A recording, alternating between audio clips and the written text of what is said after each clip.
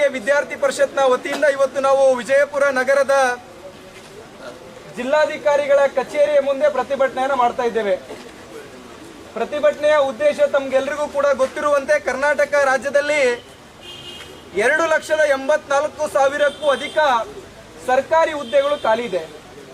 ಇವತ್ತು ರಾಜ್ಯ ಸರ್ಕಾರ ಕಳೆದ 5-6 ವರ್ಷಗಳಿಂದ ಸರ್ಕಾರಿ ಹುದ್ದೆಗಳ ಯಾವುದೇ ನೇಮಕಾತಿಯನ್ನು ಮಾಡಿಕೊಳ್ಳದೆ ನಾನು ಸರ್ಕಾರಿ ಹುದ್ದೆಯನ್ನು ತೆಗೆದುಕೊಳ್ಳಬೇಕು, ನನ್ನ ಕುಟುಂಬವನ್ನು ನಡೆಸಬೇಕು, ನಮ್ಮ ತಂದೆ ತಾಯಿಯನ್ನು ಸಾಕಬೇಕು ಅಂತೇಳಿ ಹಲವಾರು ಕೋಚಿಂಗ್ ಕ್ಲಾಸ್ಗಳಲ್ಲಿ ಇವತ್ತು ಪ್ರತಿ ತಿಂಗಳು 5-6 ಸಾವಿರ ರೂಪಾಯಿಯನ್ನ ಖರ್ಚು ಮಾಡಿಕೊಂಡು ಇವತ್ತು ವಿದ್ಯಾರ್ಥಿಗಳು ವಿದ್ಯಾಭ್ಯಾಸವನ್ನ ಮಾಡ್ತಾ ಇದ್ದಾರೆ.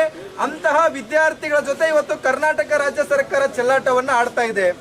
ಇವತ್ತು ರಾಜ್ಯ ಸರ್ಕಾರ ಕಳೆದ 5-6 ವರ್ಷಗಳಿಂದ ನೇಮಕಾತಿ ಪ್ರಕ್ರಿಯೆಗಳನ್ನ ಮಾಡಿಕೊಳ್ಳದೆ ಇವತ್ತು ವಿದ್ಯಾರ್ಥಿಗಳು ಹೋರಾಟ ಮಾಡಿದಾಗ ಕ್ಯಾಬಿನೆಟ್ ಸಭೆಯನ್ನ ಮಾಡ್ತಾರೆ. ಸಭೆಯ ನಂತರದಲ್ಲಿ ನೇಮಕಾತಿ ಪ್ರಕ್ರಿಯೆಯನ್ನ ಪ್ರಾರಂಭ ಮಾಡ್ತೀವಿ ಅಂತೇಳಿ ಮಂತ್ರಿಗಳು ಹೇಳ್ತಾರೆ. ಆದ್ರೆ ಯಾವುದೇ ರೀತಿಯಾಗಿರ್ತಕ್ಕಂಥ ನೇಮಕಾತಿ ಪ್ರಕ್ರಿಯೆಯನ್ನ ಮಾಡೋದಕ್ಕೆ ಇವರು ನಾವು ಯಾವಾಗ ಕಾಲ್ಫಾರ್ಮ್ ಅನ್ನ ಮಾಡ್ತೀವಿ, ಯಾವಾಗ ಎಕ್ಸಾಮಿನೇಷನ್ ಅನ್ನ ಮಾಡ್ತೀವಿ, ಯಾವಾಗ ರಿಸಲ್ಟ್ ಅನ್ನ ಕೊಡ್ತೀವಿ ಅನ್ನುವಂತ ಸ್ಪಷ್ಟತೆ ಇವತ್ತು ಕರ್ನಾಟಕ ರಾಜ್ಯದ ಮುಖ್ಯಮಂತ್ರಿಯ ಸಹಿತವಾಗಿ ರಾಜ್ಯದ ಯಾವುದೇ ಸರ್ಕಾರದ ಇಲಾಖೆಯ ಮಂತ್ರಿಗಳ ಹತ್ರ ಸ್ಪಷ್ಟತೆ ಇಲ್ಲ. ಇವತ್ತು ಅಖಿಲ ಭಾರತೀಯ ವಿದ್ಯಾರ್ಥಿ ಪರಿಷತ್ತು ಸಾಂಕೇತಿಕವಾಗಿ ಎಲ್ಲ ಜಿಲ್ಲಾಧಿಕಾರಿಗಳ ಕಚೇರಿಯ ಮುಂದೆ, ರಾಜ್ಯದ ಜಿಲ್ಲಾಧಿಕಾರಿಗಳ ಕಚೇರಿಯ ಮುಂದೆ ಇವತ್ತು ಹೋರಾಟವನ್ನ ಮಾಡಿ ರಾಜ್ಯ ಸರ್ಕಾರಕ್ಕೆ ನಾವು ಏನು ಆಗ್ರಹವನ್ನ ಮಾಡ್ತಾ ಇದ್ದೇವಪ್ಪ ಅಂದ್ರೆ, ನೀವು ಏನಾದ್ರೂ ಇನ್ನು 1 ತಿಂಗಳಲ್ಲಿ ಯಾವ ಇಲಾಖೆಗಳಲ್ಲಿ ಖಾಲಿ ಇರ್ತಕ್ಕಂಥ ಹುದ್ದೆಗಳಿದೆ ಅವುಗಳ ನೇಮಕಾತಿಗಳನ್ನ ಮಾಡಿಕೊಳ್ಳದೆ ಹೋದ್ರೆ ಕೇವಲ ಧಾರವಾಡದಲ್ಲಿ ಹೋರಾಟ ಆಗಿದೆ, ಬಿಜಾಪುರದಲ್ಲಿ ಹೋರಾಟ ಆಗಿದೆ, ಕೇವಲ ಸ್ಪರ್ಧಾತ್ಮಕ ವಿದ್ಯಾರ್ಥಿಗಳು ಮಾತ್ರ ಹೋರಾಟ ಮಾಡ್ತಾರೆ ಅಂತೇಳಿ ಸರ್ಕಾರ ಏನಾದ್ರೂ ಭಾವಿಸಿದ್ರೆ ಅದು ನಿಜವಾಗ್ಲೂ ಕೂಡ ಸುಳ್ಳು.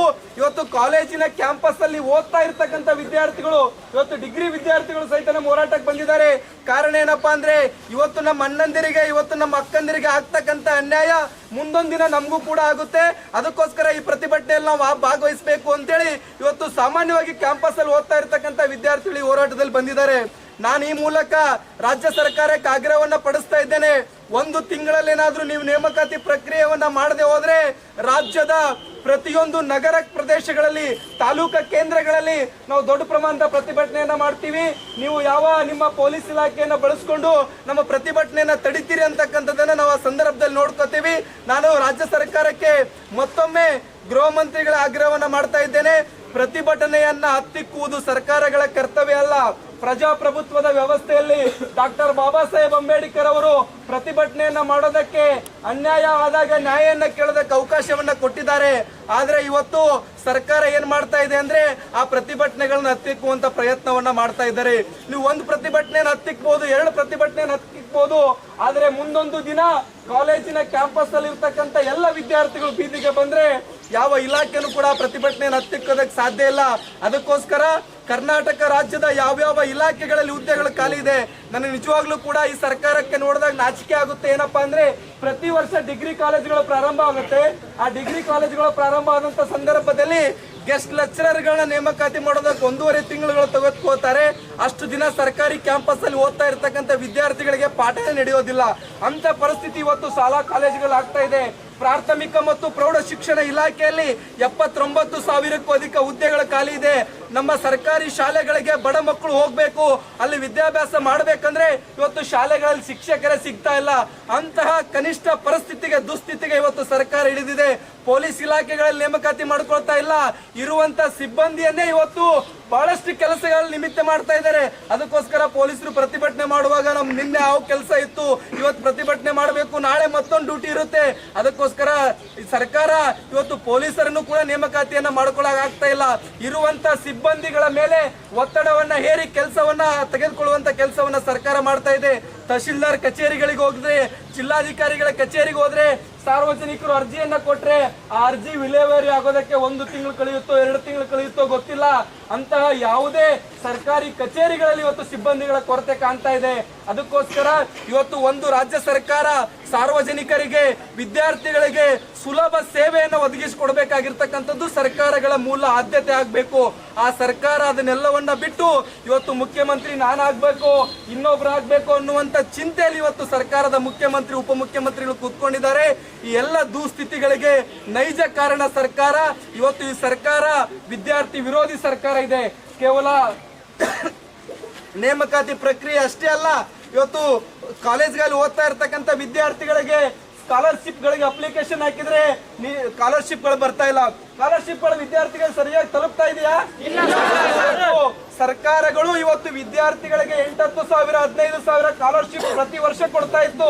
ಇವತ್ತು ಕೇವಲ 5 ನಮ್ಮ ಗ್ಯಾರಂಟಿಗಳಂತ ಹೇಳ್ಕೊಂಡು ಆ ಗ್ಯಾರಂಟಿಗಳನ್ನು ಕೂಡ ಸಮರ್ಪಕವಾಗಿ ಮಾಡ್ತಾ ಇಲ್ಲ. ಇವತ್ತು ವಿದ್ಯಾರ್ಥಿಗಳಿಗೆ ಸ್ಕಾಲರ್ಶಿಪ್ ಕೂಡ ಕೊಡ್ತಾ ಇಲ್ಲ. ನಾವೆಲ್ಲರೂ ಕೂಡ ಜೋರಾಗಿ ಘೋಷಣೆ ಹಾಕ್ಬೇಕು. ವಿದ್ಯಾರ್ಥಿಗಳಿಗೆ ವಿದ್ಯಾರ್ಥಿ ವೇತನವನ್ನ ನೀಡದ ರಾಜ್ಯ ಸರ್ಕಾರಕ್ಕೆ ಹೇಳಿ ಧಿಕ್ಕಾರ. ವಿದ್ಯಾರ್ಥಿ ವೇತನವನ್ನ ನೀಡದ ಸರ್ಕಾರಕ್ಕೆ ಹೇಳಿ ಧಿಕ್ಕಾರ. ಕಾಲೇಜುಗಳಿಗೆ ಶಿಕ್ಷಕರನ್ನ ನೇಮಕಾತಿ ಮಾಡದ ಸರ್ಕಾರಕ್ಕೆ ಹೇಳಿ ಧಿಕ್ಕಾರ. ಶಿಕ್ಷಕರನ್ನ ನೇಮಕಾತಿ ಮಾಡದ ವಿದ್ಯಾರ್ಥಿಗಳ ಜೀವನ ಜೊತೆ ಚೆಲ್ಲಾಟವಾಡುತ್ತಿರುವ ಸರ್ಕಾರಕ್ಕೆ ಹೇಳಿ ಧಿಕ್ಕಾರ. ಇವತ್ತು ಕೇವಲ ಅಷ್ಟೇ ಅಲ್ಲ, ಇವತ್ತು ವಿಶ್ವವಿದ್ಯಾಲಯಗಳ ಸ್ಥಿತಿಗತಿಗಳನ್ನ ಅವಲೋಕನವನ್ನು ಮಾಡಿಕೊಂಡ್ರೆ ನಿನ್ನ ರಾಜ್ಯದ ಉನ್ನತ ಶಿಕ್ಷಣ ಸಚಿವರು ಸ್ವತಃ ಸದನದಲ್ಲಿ ಒಂದು ಹೇಳಿಕೆಯನ್ನು ಕೊಡ್ತಾರೆ. ರಾಜ್ಯದ ವಿಶ್ವವಿದ್ಯಾಲಯಗಳ ಸ್ಥಿತಿಗತಿ ಇವತ್ತು ದುಸ್ಥಿತಿಗೆ ಬಂದಿದೆ ಅಂತೇಳಿ ಸ್ವತಃ ಉನ್ನತ ಶಿಕ್ಷಣ ಸಚಿವರು ಹೇಳ್ತಾ ಇದ್ದಾರಂದ್ರೆ ಸರ್ಕಾರಕ್ಕೆ ನಾಚಿಕೆ ಆಗ್ಬೇಕು. ವಿಶ್ವವಿದ್ಯಾಲಯಗಳಿಗೆ ಇವರು ಅನುದಾನವನ್ನ ಕೊಡ್ತಾ ಇಲ್ಲ. ಇವತ್ತು ವಿಶ್ವವಿದ್ಯಾಲಯದ ಕುಲಪತಿಗಳಿಗೆ, ವಿಶ್ವವಿದ್ಯಾಲಯದ ರಿಜಿಸ್ಟ್ರಾರ್ಗಳಿಗೆ ಸರ್ಕಾರ ಮೌಖಿಕವಾಗಿ ಹೇಳಿದೆ ಅಂತೆ. ಏನಂದ್ರೆ ವಿದ್ಯಾರ್ಥಿಗಳಿಂದ ಫೀ ಹೆಚ್ಚಿಗೆ ಇಸ್ಕೊಂಡು ವಿಶ್ವವಿದ್ಯಾಲಯಗಳನ್ನ ನಡೆಸಿ ಅಂತೇಳಿ. ಅದಕ್ಕೋಸ್ಕರ ಇವತ್ತು ಫೀಸ್ ಅನ್ನ ಹೆಚ್ಚಳ ಮಾಡ್ತಾ ಇದ್ದಾರೆ. ಪರೀಕ್ಷೆಗಳಲ್ಲಿ ಫಲಿತಾಂಶ ನೀಡೋದಕ್ಕೆ ಸರಿಯಾಗಿ ಆಗ್ತಾ ಇಲ್ಲ. ಅಂಕಪಟ್ಟಿಗಳ ಶುಲ್ಕವನ್ನ ಹೆಚ್ಚಳ ಮಾಡಿದ್ದಾರೆ. UUCMS ಅನ್ನುವುದರ ಮೂಲಕವಾಗಿ ಹೆಚ್ಚಿನ ಶುಲ್ಕವನ್ನ ಇವತ್ತು ವಿದ್ಯಾರ್ಥಿಗಳಿಂದ ವಸೂಲಿ ಮಾಡ್ತಾ ಇದ್ದಾರೆ. ಇದಕ್ಕೆಲ್ಲದಕ್ಕೂ ಕೂಡ ಮೂಲ ಕಾರಣ ಏನಪ್ಪಾ ಅಂದ್ರೆ ವಿಶ್ವವಿದ್ಯಾಲಯಗಳಿಗೆ ಸರ್ಕಾರ ಅನುದಾನವನ್ನ ನೀಡ್ತಾ ಇಲ್ಲ. ಅದಕ್ಕೋಸ್ಕರ ನಮ್ಮ ಮಕ್ಕಳ ಮೇಲೆ ಅದರ ಪರಿಣಾಮವನ್ನ ಹೇರಿ ಬಡ ಪ್ರತಿಭಾನ್ವಿತ ಮಕ್ಕಳನ್ನ ಇವತ್ತು ಶಿಕ್ಷಣದಿಂದ ದೂರ ಮಾಡುವಂತ ಕೆಲಸವನ್ನ ರಾಜ್ಯ ಸರ್ಕಾರ ಮಾಡ್ತಾ ಇದೆ. ಅದಕ್ಕೋಸ್ಕರ ನಾವು ರಾಜ್ಯದ ವಿಶ್ವವಿದ್ಯಾಲಯಗಳಿಗೆ ಅನುದಾನ ನೀಡದ ಸರ್ಕಾರಕ್ಕೆ ಹೇಳಿ ಧಿಕ್ಕಾರ. ರಾಜ್ಯದ ವಿಶ್ವವಿದ್ಯಾಲಯಗಳಿಗೆ ವಿದ್ಯಾರ್ಥಿ ಪರಿಷತ್ನ ವತಿಯಿಂದ ಇವತ್ತು ನಾವು ವಿಜಯಪುರ ನಗರದ ಜಿಲ್ಲಾಧಿಕಾರಿಗಳ ಕಚೇರಿಯ ಮುಂದೆ ಪ್ರತಿಭಟನೆಯನ್ನು ಮಾಡ್ತಾ ಇದ್ದೇವೆ. ಪ್ರತಿಭಟನೆಯ ಉದ್ದೇಶ ತಮ್ಗೆಲ್ರಿಗೂ ಕೂಡ ಗೊತ್ತಿರುವಂತೆ ಕರ್ನಾಟಕ ರಾಜ್ಯದಲ್ಲಿ 2,84,000ಕ್ಕೂ ಅಧಿಕ ಸರ್ಕಾರಿ ಹುದ್ದೆಗಳು ಖಾಲಿ ಇದೆ. ಇವತ್ತು ರಾಜ್ಯ ಸರ್ಕಾರ ಕಳೆದ 5-6 ವರ್ಷಗಳಿಂದ ಸರ್ಕಾರಿ ಹುದ್ದೆಗಳ ಯಾವುದೇ ನೇಮಕಾತಿಯನ್ನ ಮಾಡಿಕೊಳ್ಳದೆ ನಾನು ಸರ್ಕಾರಿ ಹುದ್ದೆಯನ್ನ ತೆಗೆದುಕೊಳ್ಬೇಕು, ನನ್ನ ಕುಟುಂಬವನ್ನು ನಡೆಸಬೇಕು, ನಮ್ಮ ತಂದೆ ತಾಯಿಯನ್ನ ಸಾಕಬೇಕು ಅಂತೇಳಿ ಹಲವಾರು ಕೋಚಿಂಗ್ ಕ್ಲಾಸ್ಗಳಲ್ಲಿ ಇವತ್ತು ಪ್ರತಿ ತಿಂಗಳು 5-6 ಸಾವಿರ ರೂಪಾಯಿಯನ್ನ ಖರ್ಚು ಮಾಡಿಕೊಂಡು ಇವತ್ತು ವಿದ್ಯಾರ್ಥಿಗಳು ವಿದ್ಯಾಭ್ಯಾಸವನ್ನ ಮಾಡ್ತಾ ಇದ್ದಾರೆ. ಅಂತಹ ವಿದ್ಯಾರ್ಥಿಗಳ ಜೊತೆ ಇವತ್ತು ಕರ್ನಾಟಕ ರಾಜ್ಯ ಸರ್ಕಾರ ಚೆಲ್ಲಾಟವನ್ನ ಆಡ್ತಾ ಇದೆ. ಇವತ್ತು ರಾಜ್ಯ ಸರ್ಕಾರ ಕಳೆದ 5-6 ವರ್ಷಗಳಿಂದ ನೇಮಕಾತಿ ಪ್ರಕ್ರಿಯೆಗಳನ್ನ ಮಾಡಿಕೊಳ್ಳದೆ ಇವತ್ತು ವಿದ್ಯಾರ್ಥಿಗಳು ಹೋರಾಟ ಮಾಡಿದಾಗ ಕ್ಯಾಬಿನೆಟ್ ಸಭೆಯನ್ನ ಮಾಡ್ತಾರೆ. ಸಭೆಯ ನಂತರದಲ್ಲಿ ನೇಮಕಾತಿ ಪ್ರಕ್ರಿಯೆಯನ್ನ ಪ್ರಾರಂಭ ಮಾಡ್ತೀವಿ ಅಂತೇಳಿ ಮಂತ್ರಿಗಳು ಹೇಳ್ತಾರೆ.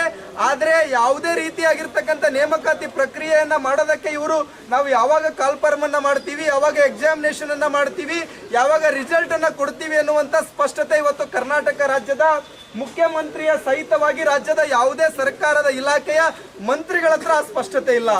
ಇವತ್ತು ಅಖಿಲ ಭಾರತೀಯ ವಿದ್ಯಾರ್ಥಿ ಪರಿಷತ್ತು ಸಾಂಕೇತಿಕವಾಗಿ ಎಲ್ಲ ಜಿಲ್ಲಾಧಿಕಾರಿಗಳ ಕಚೇರಿಯ ಮುಂದೆ, ರಾಜ್ಯದ ಜಿಲ್ಲಾಧಿಕಾರಿಗಳ ಕಚೇರಿಯ ಮುಂದೆ ಇವತ್ತು ಹೋರಾಟವನ್ನ ಮಾಡಿ ರಾಜ್ಯ ಸರ್ಕಾರಕ್ಕೆ ನಾವು ಏನು ಆಗ್ರಹವನ್ನ ಮಾಡ್ತಾ ಇದ್ದೇವಪ್ಪ ಅಂದ್ರೆ, ನೀವು ಏನಾದ್ರೂ ಇನ್ನು 1 ತಿಂಗಳಲ್ಲಿ ಯಾವ ಇಲಾಖೆಗಳಲ್ಲಿ ಖಾಲಿ ಇರ್ತಕ್ಕಂಥ ಹುದ್ದೆಗಳಿದೆ ಅವುಗಳ ನೇಮಕಾತಿಗಳನ್ನ ಮಾಡಿಕೊಳ್ಳದೆ ಹೋದ್ರೆ ಕೇವಲ ಧಾರವಾಡದಲ್ಲಿ ಹೋರಾಟ ಆಗಿದೆ, ಬಿಜಾಪುರದಲ್ಲಿ ಹೋರಾಟ ಆಗಿದೆ, ಕೇವಲ ಸ್ಪರ್ಧಾತ್ಮಕ ವಿದ್ಯಾರ್ಥಿಗಳು ಮಾತ್ರ ಹೋರಾಟ ಮಾಡ್ತಾರೆ ಅಂತೇಳಿ ಸರ್ಕಾರ ಏನಾದ್ರೂ ಭಾವಿಸಿದ್ರೆ ಅದು ನಿಜವಾಗ್ಲೂ ಕೂಡ ಸುಳ್ಳು. ಇವತ್ತು ಕಾಲೇಜಿನ ಕ್ಯಾಂಪಸ್ ಅಲ್ಲಿ ಓದ್ತಾ ಇರ್ತಕ್ಕಂಥ ವಿದ್ಯಾರ್ಥಿಗಳು, ಇವತ್ತು ಡಿಗ್ರಿ ವಿದ್ಯಾರ್ಥಿಗಳು ಸಹಿತ ನಮ್ಮ ಹೋರಾಟಕ್ಕೆ ಬಂದಿದ್ದಾರೆ. ಕಾರಣ ಏನಪ್ಪಾ ಅಂದ್ರೆ ಇವತ್ತು ನಮ್ಮ ಅಣ್ಣಂದಿರಿಗೆ, ಇವತ್ತು ನಮ್ಮ ಅಕ್ಕಂದಿರಿಗೆ ಆಗ್ತಕ್ಕಂಥ ಅನ್ಯಾಯ ಮುಂದೊಂದು ದಿನ ನಮಗೂ ಕೂಡ ಆಗುತ್ತೆ. ಅದಕ್ಕೋಸ್ಕರ ಈ ಪ್ರತಿಭಟನೆಯಲ್ಲಿ ನಾವು ಭಾಗವಹಿಸಬೇಕು ಅಂತೇಳಿ ಇವತ್ತು ಸಾಮಾನ್ಯವಾಗಿ ಕ್ಯಾಂಪಸ್ ಅಲ್ಲಿ ಓದ್ತಾ ಇರ್ತಕ್ಕಂಥ ವಿದ್ಯಾರ್ಥಿಗಳು ಈ ಹೋರಾಟದಲ್ಲಿ ಬಂದಿದ್ದಾರೆ. ನಾನು ಈ ಮೂಲಕ ರಾಜ್ಯ ಸರ್ಕಾರಕ್ಕೆ ಆಗ್ರಹವನ್ನ ಪಡಿಸ್ತಾ ಇದ್ದೇನೆ. 1 ತಿಂಗಳಲ್ಲಿ ಏನಾದ್ರೂ ನೀವು ನೇಮಕಾತಿ ಪ್ರಕ್ರಿಯೆಯನ್ನ ಮಾಡದೆ ಹೋದ್ರೆ ರಾಜ್ಯದ ಪ್ರತಿಯೊಂದು ನಗರ ಪ್ರದೇಶಗಳಲ್ಲಿ, ತಾಲೂಕಾ ಕೇಂದ್ರಗಳಲ್ಲಿ ನಾವು ದೊಡ್ಡ ಪ್ರಮಾಣದ ಪ್ರತಿಭಟನೆಯನ್ನ ಮಾಡ್ತೀವಿ. ನೀವು ನಿಮ್ಮ ಪೊಲೀಸ್ ಇಲಾಖೆಯನ್ನ ಬಳಸ್ಕೊಂಡು ನಮ್ಮ ಪ್ರತಿಭಟನೆಯನ್ನ ತಡಿತೀರಿ ಅಂತಕ್ಕಂಥದ್ದನ್ನ ನಾವು ಆ ಸಂದರ್ಭದಲ್ಲಿ ನೋಡ್ಕೋತೀವಿ. ನಾನು ರಾಜ್ಯ ಸರ್ಕಾರಕ್ಕೆ ಮತ್ತೊಮ್ಮೆ ಗೃಹ ಮಂತ್ರಿಗಳ ಆಗ್ರಹವನ್ನ ಮಾಡ್ತಾ ಇದ್ದೇನೆ. ಪ್ರತಿಭಟನೆಯನ್ನ ಹತ್ತಿಕ್ಕುವುದು ಸರ್ಕಾರಗಳ ಕರ್ತವ್ಯ ಅಲ್ಲ. ಪ್ರಜಾಪ್ರಭುತ್ವದ ವ್ಯವಸ್ಥೆಯಲ್ಲಿ ಡಾಕ್ಟರ್ ಬಾಬಾ ಸಾಹೇಬ್ ಅಂಬೇಡ್ಕರ್ ಅವರು ಪ್ರತಿಭಟನೆಯನ್ನ ಮಾಡೋದಕ್ಕೆ ಅನ್ಯಾಯ ಆದಾಗ ನ್ಯಾಯವನ್ನ ಕೇಳೋದಕ್ಕೆ ಅವಕಾಶವನ್ನ ಕೊಟ್ಟಿದ್ದಾರೆ. ಆದ್ರೆ ಇವತ್ತು ಸರ್ಕಾರ ಏನ್ ಮಾಡ್ತಾ ಇದೆ ಅಂದ್ರೆ ಆ ಪ್ರತಿಭಟನೆಗಳನ್ನ ಹತ್ತಿಕ್ಕುವಂತ ಪ್ರಯತ್ನವನ್ನ ಮಾಡ್ತಾ ಇದ್ದಾರೆ. ನೀವು ಒಂದು ಪ್ರತಿಭಟನೆಯನ್ನು ಹತ್ತಿಕ್ಬಹುದು, ಎರಡು ಪ್ರತಿಭಟನೆಯನ್ನು ಹತ್ತಿಕ್ಬಹುದು, ಆದ್ರೆ ಮುಂದೊಂದು ದಿನ ಕಾಲೇಜಿನ ಕ್ಯಾಂಪಸ್ ಅಲ್ಲಿ ಇರ್ತಕ್ಕಂಥ ಎಲ್ಲ ವಿದ್ಯಾರ್ಥಿಗಳು ಬೀದಿಗೆ ಬಂದ್ರೆ ಯಾವ ಇಲಾಖೆನೂ ಕೂಡ ಪ್ರತಿಭಟನೆಯನ್ನು ಹತ್ತಿಕ್ಕೋದಕ್ಕೆ ಸಾಧ್ಯ ಇಲ್ಲ. ಅದಕ್ಕೋಸ್ಕರ ಕರ್ನಾಟಕ ರಾಜ್ಯದ ಯಾವ್ಯಾವ ಇಲಾಖೆಗಳಲ್ಲಿ ಹುದ್ದೆಗಳು ಖಾಲಿ ಇದೆ, ನನಗೆ ನಿಜವಾಗ್ಲೂ ಕೂಡ ಈ ಸರ್ಕಾರಕ್ಕೆ ನೋಡಿದಾಗ ನಾಚಿಕೆ ಆಗುತ್ತೆ. ಏನಪ್ಪಾ ಅಂದ್ರೆ ಪ್ರತಿ ವರ್ಷ ಡಿಗ್ರಿ ಕಾಲೇಜುಗಳು ಪ್ರಾರಂಭ ಆಗುತ್ತೆ. ಆ ಡಿಗ್ರಿ ಕಾಲೇಜುಗಳು ಪ್ರಾರಂಭ ಆದಂತ ಸಂದರ್ಭದಲ್ಲಿ ಗೆಸ್ಟ್ ಲೆಕ್ಚರರ್ಗಳನ್ನ ನೇಮಕಾತಿ ಮಾಡೋದಕ್ಕೆ 1.5 ತಿಂಗಳುಗಳು ತೆಗೆದುಕೋತಾರೆ. ಅಷ್ಟು ದಿನ ಸರ್ಕಾರಿ ಕ್ಯಾಂಪಸ್ ಅಲ್ಲಿ ಓದ್ತಾ ಇರ್ತಕ್ಕಂಥ ವಿದ್ಯಾರ್ಥಿಗಳಿಗೆ ಪಾಠ ನಡೆಯೋದಿಲ್ಲ. ಅಂತ ಪರಿಸ್ಥಿತಿ ಇವತ್ತು ಶಾಲಾ ಕಾಲೇಜುಗಳು ಆಗ್ತಾ ಇದೆ. ಪ್ರಾಥಮಿಕ ಮತ್ತು ಪ್ರೌಢ ಶಿಕ್ಷಣ ಇಲಾಖೆಯಲ್ಲಿ 79,000ಕ್ಕೂ ಅಧಿಕ ಹುದ್ದೆಗಳು ಖಾಲಿ ಇದೆ. ನಮ್ಮ ಸರ್ಕಾರಿ ಶಾಲೆಗಳಿಗೆ ಬಡ ಮಕ್ಕಳು ಹೋಗ್ಬೇಕು, ಅಲ್ಲಿ ವಿದ್ಯಾಭ್ಯಾಸ ಮಾಡ್ಬೇಕಂದ್ರೆ ಇವತ್ತು ಶಾಲೆಗಳಲ್ಲಿ ಶಿಕ್ಷಕರೇ ಸಿಗ್ತಾ ಇಲ್ಲ. ಅಂತಹ ಕನಿಷ್ಠ ಪರಿಸ್ಥಿತಿಗೆ, ದುಸ್ಥಿತಿಗೆ ಇವತ್ತು ಸರ್ಕಾರ ಇಳಿದಿದೆ. ಪೊಲೀಸ್ ಇಲಾಖೆಗಳಲ್ಲಿ ನೇಮಕಾತಿ ಮಾಡ್ಕೊಳ್ತಾ ಇಲ್ಲ. ಇರುವಂತ ಸಿಬ್ಬಂದಿಯನ್ನೇ ಇವತ್ತು ಬಹಳಷ್ಟು ಕೆಲಸಗಳ ನಿಮಿತ್ತ ಮಾಡ್ತಾ ಇದ್ದಾರೆ. ಅದಕ್ಕೋಸ್ಕರ ಪೊಲೀಸರು ಪ್ರತಿಭಟನೆ ಮಾಡುವಾಗ ನಿನ್ನೆ ಯಾವ ಕೆಲಸ ಇತ್ತು, ಇವತ್ತು ಪ್ರತಿಭಟನೆ ಮಾಡಬೇಕು, ನಾಳೆ ಮತ್ತೊಂದು ಡ್ಯೂಟಿ ಇರುತ್ತೆ. ಅದಕ್ಕೋಸ್ಕರ ಸರ್ಕಾರ ಇವತ್ತು ಪೊಲೀಸರನ್ನು ಕೂಡ ನೇಮಕಾತಿಯನ್ನ ಮಾಡ್ಕೊಳ್ಳಕ್ ಆಗ್ತಾ ಇಲ್ಲ. ಇರುವಂತ ಸಿಬ್ಬಂದಿಗಳ ಮೇಲೆ ಒತ್ತಡವನ್ನ ಹೇರಿ ಕೆಲಸವನ್ನ ತೆಗೆದುಕೊಳ್ಳುವಂತ ಕೆಲಸವನ್ನ ಸರ್ಕಾರ ಮಾಡ್ತಾ ಇದೆ. ತಹಶೀಲ್ದಾರ್ ಕಚೇರಿಗಳಿಗೆ ಹೋಗಿದ್ರೆ, ಜಿಲ್ಲಾಧಿಕಾರಿಗಳ ಕಚೇರಿಗೆ ಹೋದ್ರೆ ಸಾರ್ವಜನಿಕರು ಅರ್ಜಿಯನ್ನ ಕೊಟ್ರೆ ಆ ಅರ್ಜಿ ವಿಲೇವಾರಿ ಆಗೋದಕ್ಕೆ 1 ತಿಂಗಳು ಕಳೆಯುತ್ತೋ 2 ತಿಂಗಳು ಕಳೆಯುತ್ತೋ ಗೊತ್ತಿಲ್ಲ. ಅಂತಹ ಯಾವುದೇ ಸರ್ಕಾರಿ ಕಚೇರಿಗಳಲ್ಲಿ ಇವತ್ತು ಸಿಬ್ಬಂದಿಗಳ ಕೊರತೆ ಕಾಣ್ತಾ ಇದೆ. ಅದಕ್ಕೋಸ್ಕರ ಇವತ್ತು ಒಂದು ರಾಜ್ಯ ಸರ್ಕಾರ ಸಾರ್ವಜನಿಕರಿಗೆ, ವಿದ್ಯಾರ್ಥಿಗಳಿಗೆ ಸುಲಭ ಸೇವೆಯನ್ನು ಒದಗಿಸಿಕೊಡ್ಬೇಕಾಗಿರ್ತಕ್ಕಂಥದ್ದು ಸರ್ಕಾರಗಳ ಮೂಲ ಆದ್ಯತೆ ಆಗ್ಬೇಕು. ಆ ಸರ್ಕಾರ ಅದನ್ನೆಲ್ಲವನ್ನ ಬಿಟ್ಟು ಇವತ್ತು ಮುಖ್ಯಮಂತ್ರಿ ನಾನಾಗ್ಬೇಕು, ಇನ್ನೊಬ್ರು ಆಗ್ಬೇಕು ಅನ್ನುವಂತ ಚಿಂತೆಯಲ್ಲಿ ಇವತ್ತು ಸರ್ಕಾರದ ಮುಖ್ಯಮಂತ್ರಿ, ಉಪಮುಖ್ಯಮಂತ್ರಿಗಳು ಕೂತ್ಕೊಂಡಿದ್ದಾರೆ. ಈ ಎಲ್ಲ ದುಸ್ಥಿತಿಗಳಿಗೆ ನೈಜ ಕಾರಣ ಸರ್ಕಾರ. ಇವತ್ತು ಈ ಸರ್ಕಾರ ವಿದ್ಯಾರ್ಥಿ ವಿರೋಧಿ ಸರ್ಕಾರ ಇದೆ.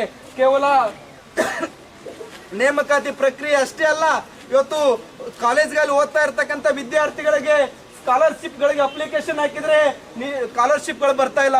ಸ್ಕಾಲರ್ಶಿಪ್ ಗಳು ವಿದ್ಯಾರ್ಥಿಗಳು ಸರಿಯಾಗಿ ತಲುಪ್ತಾ ಇದೆಯಾ? ಸರ್ಕಾರಗಳು ಇವತ್ತು ವಿದ್ಯಾರ್ಥಿಗಳಿಗೆ 8,000 15,000 ಸ್ಕಾಲರ್ಶಿಪ್ ಪ್ರತಿ ವರ್ಷ ಕೊಡ್ತಾ ಇತ್ತು. ಇವತ್ತು ಕೇವಲ 5 ನಮ್ಮ ಗ್ಯಾರಂಟಿಗಳಂತ ಹೇಳ್ಕೊಂಡು ಆ ಗ್ಯಾರಂಟಿಗಳನ್ನು ಕೂಡ ಸಮರ್ಪಕವಾಗಿ ಮಾಡ್ತಾ ಇಲ್ಲ. ಇವತ್ತು ವಿದ್ಯಾರ್ಥಿಗಳಿಗೆ ಸ್ಕಾಲರ್ಶಿಪ್ ಕೂಡ ಕೊಡ್ತಾ ಇಲ್ಲ. ನಾವೆಲ್ಲರೂ ಕೂಡ ಜೋರಾಗಿ ಘೋಷಣೆ ಆಗ್ಬೇಕು. ವಿದ್ಯಾರ್ಥಿಗಳಿಗೆ ವಿದ್ಯಾರ್ಥಿ ವೇತನವನ್ನ ನೀಡದ ರಾಜ್ಯ ಸರ್ಕಾರಕ್ಕೆ ಹೇಳಿ ಧಿಕ್ಕಾರ. ವಿದ್ಯಾರ್ಥಿ ವೇತನವನ್ನ ನೀಡದ ಸರ್ಕಾರಕ್ಕೆ ಹೇಳಿ ಧಿಕ್ಕಾರ. ಕಾಲೇಜುಗಳಿಗೆ ಶಿಕ್ಷಕರನ್ನ ನೇಮಕಾತಿ ಮಾಡದ ಸರ್ಕಾರಕ್ಕೆ ಹೇಳಿ ಧಿಕ್ಕಾರ. ಶಿಕ್ಷಕರನ್ನ ನೇಮಕಾತಿ ಮಾಡದ ವಿದ್ಯಾರ್ಥಿಗಳ ಜೀವನ ಜೊತೆ ಚೆಲ್ಲಾಟವಾಡುತ್ತಿರುವ ಸರ್ಕಾರಕ್ಕೆ ಹೇಳಿ ಧಿಕ್ಕಾರ.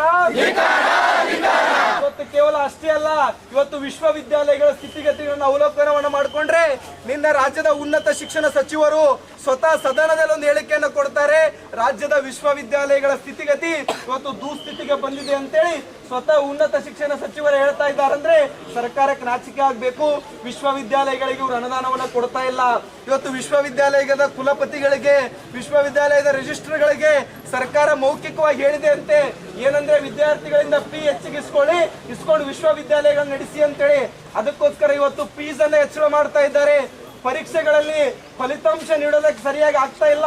ಅಂಕಪಟ್ಟಿಗಳ ಶುಲ್ಕವನ್ನ ಹೆಚ್ಚಳ ಮಾಡಿದ್ದಾರೆ. UUCMS ಅನ್ನುವುದರ ಮೂಲಕವಾಗಿ ಹೆಚ್ಚಿನ ಶುಲ್ಕವನ್ನ ಇವತ್ತು ವಿದ್ಯಾರ್ಥಿಗಳಿಂದ ವಸೂಲಿ ಮಾಡ್ತಾ ಇದ್ದಾರೆ. ಇದಕ್ಕೆಲ್ಲದಕ್ಕೂ ಕೂಡ ಮೂಲ ಕಾರಣ ಏನಪ್ಪಾ ಅಂದ್ರೆ ವಿಶ್ವವಿದ್ಯಾಲಯಗಳಿಗೆ ಸರ್ಕಾರ ಅನುದಾನವನ್ನ ನೀಡುತ್ತಾ ಇಲ್ಲ. ಅದಕ್ಕೋಸ್ಕರ ನಮ್ಮ ಮಕ್ಕಳ ಮೇಲೆ ಅದರ ಪರಿಣಾಮವನ್ನ ಹೇರಿ ಬಡ ಪ್ರತಿಭಾನ್ವಿತ ಮಕ್ಕಳನ್ನ ಇವತ್ತು ಶಿಕ್ಷಣದಿಂದ ದೂರ ಮಾಡುವಂತ ಕೆಲಸವನ್ನ ರಾಜ್ಯ ಸರ್ಕಾರ ಮಾಡ್ತಾ ಇದೆ. ಅದಕ್ಕೋಸ್ಕರ ನಾವು ರಾಜ್ಯದ ವಿಶ್ವವಿದ್ಯಾಲಯಗಳಿಗೆ ಅನುದಾನ ನೀಡದ ಸರ್ಕಾರಕ್ಕೆ ಹೇಳಿ ಧಿಕ್ಕಾರ. ರಾಜ್ಯದ ವಿಶ್ವವಿದ್ಯಾಲಯಗಳ